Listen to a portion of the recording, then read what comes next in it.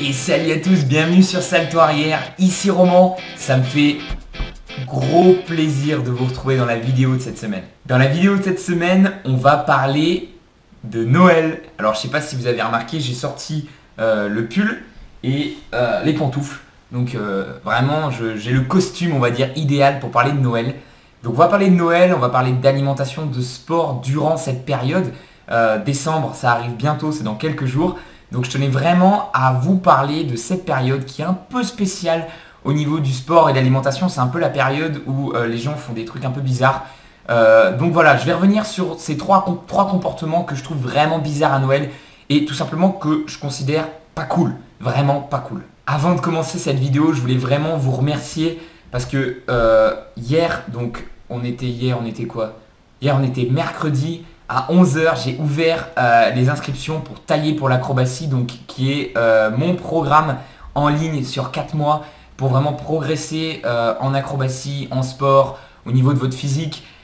Et c'est déjà un gros succès. Il y a déjà plein de gens qui m'ont envoyé des emails, qui m'ont remercié. Il y a des gens qui se sont inscrits, donc c'est vraiment super cool, ça me fait vraiment plaisir.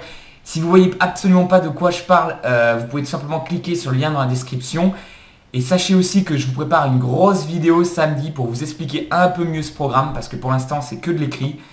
Bon mais voilà, revenons à nos moutons, à nos rennes même plutôt. Et donc je voulais vous parler de ces trois comportements qui m'énervent.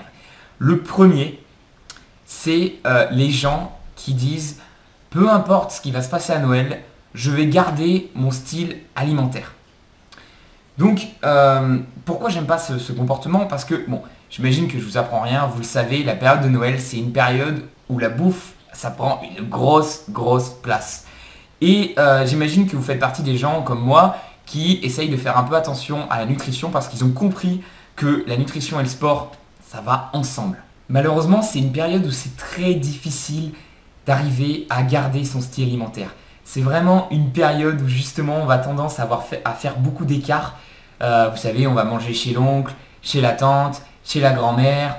Tous les commerçants vont vous proposer des chocolats. Donc c'est justement une période un peu difficile au niveau de l'alimentation, surtout quand on s'est engagé. Donc c'est difficile de tenir ses engagements sur cette période de Noël. Le gros problème en fait, c'est que l'alimentation, et ça c'est vrai en France, mais c'est vrai un peu partout dans le monde, l'alimentation c'est au centre de la culture et c'est une forme d'amour.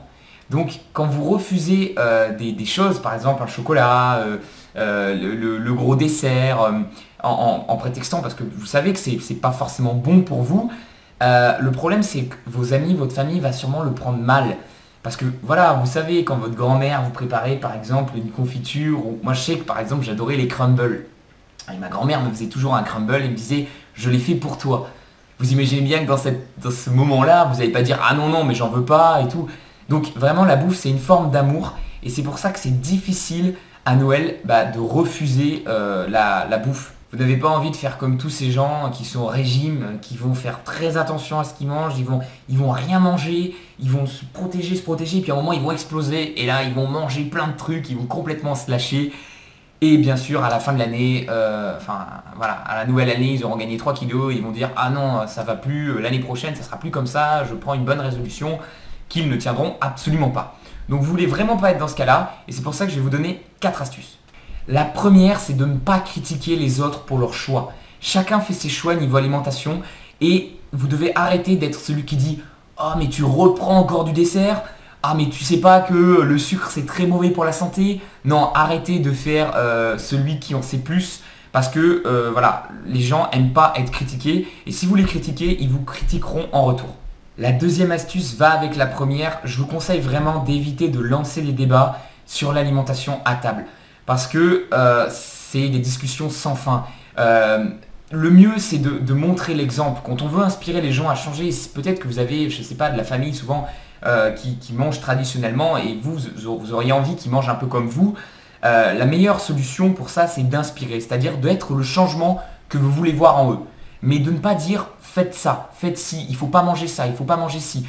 Donc vraiment, ne lancez pas de débat sur votre alimentation. Ne dites pas oui, moi je suis telle diète parce que, etc. etc. Vous allez voir que les gens vont souvent pas du tout être d'accord avec vous et ça va juste mettre une mauvaise ambiance à table. Enfin, et ça je l'ai entendu pas mal de fois à la table de Noël, ne dites pas quelque chose du style « Ah, j'aimerais bien manger le gâteau, mais bon, tu sais, je fais un régime, il faut que je fasse super attention. » Non, ça, en gros, ça, vous dites à votre famille et à vos personnes « Ah, ben en fait, je suis pas bien dans ma peau et j'aimerais vraiment manger ce truc-là. » Qu'est-ce que va faire votre famille? Bah, va vous dire « mange-le, allez, arrête tes conneries, mange-le. » Forcément, donc ne dites pas ça. Enfin, la dernière astuce que je tiens à vous partager, et moi c'est un style alimentaire, j'en ai déjà un peu parlé sur le blog, qui me plaît beaucoup, ça s'appelle le jeûne intermédiaire. Donc en fait, le principe c'est de jeûner pendant une certaine période de la journée, au début, souvent le matin et un peu le midi, donc de manger un peu light durant la journée. Alors je sais que ça va à l'encontre de beaucoup de choses, beaucoup de gens disent « Ah, mais il faut absolument prendre un petit déjeuner, sinon tu es complètement fatigué. » Donc moi je pense pas du tout ça, je vous invite à vous renseigner sur le sujet, je ne vais pas en parler énormément dans cette vidéo, mais je vous conseille vraiment de vous renseigner sur le jeûne intermittent, le jeûne intermédiaire, et vous allez voir que en fait c'est pas si grave de ne pas manger de petit déjeuner, et que dans des époques plus anciennes on avait l'habitude de faire un gros repas le soir. Donc pour Noël, ce que je vous conseille c'est justement ça, vous mangez light durant toute la journée et vous faites beaucoup plus plaisir le soir, donc vous essayez quand même de manger bien sûr des légumes, des bonnes choses, et puis vous pouvez vous faire plaisir à la fin. Mais voilà, si vous mangez beaucoup le soir, vous n'aurez pas ces crampes qu'on a, vous savez, après le repas chez la grand-mère. Moi je me souviens, certains repas c'était terrible, c'est-à-dire que je mangeais pas mal la journée, le soir j'allais chez ma grand-mère et je mangeais, si bien que j'avais des crampes et je me disais « Ah, c'est fini, je mangerai plus jamais de ma vie quoi. » Donc voilà, vous voulez éviter cette situation, donc ce que je vous conseille c'est vraiment de manger light durant la journée pour que justement vous ayez bien faim quand le gros repas va arriver.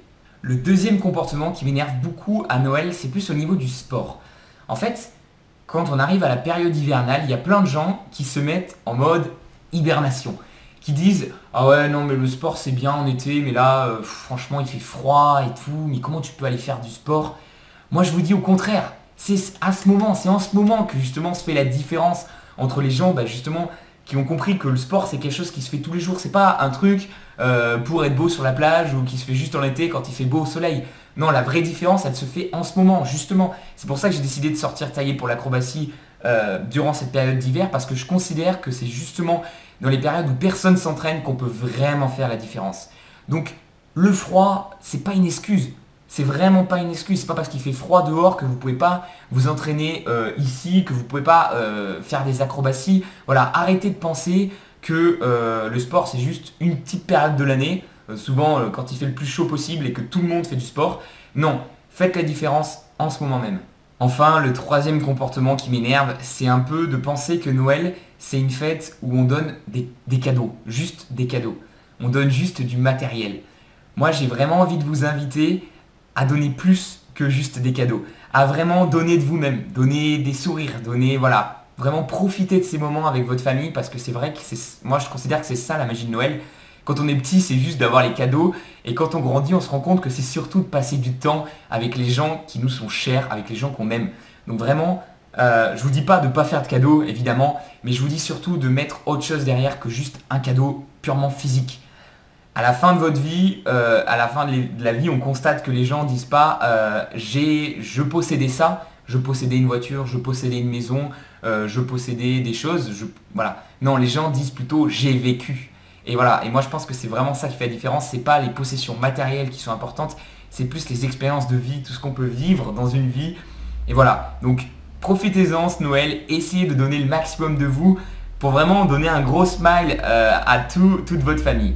Voilà, j'espère que cette petite vidéo sur Noël vous a plu. Je vous invite, si vous voulez faire un cadeau sur vous-même et vous voulez un peu investir en vous-même, je vous invite à aller voir un peu ce que c'est taillé pour l'acrobatie. Ça me ferait plaisir, si ça vous intéresse, de vous accueillir dans le programme et de travailler avec vous pendant 4 mois pour obtenir un peu le corps de vos rêves et les figures qui vous intéressent. Donc voilà, je vous dis à très bientôt sur Salto Arrière. C'était Roman, passez de joyeuses fête de Noël. T'as vu la dernière vidéo sur la compile acrobatie 1 an et demi de salto arrière? Elle est plutôt cool.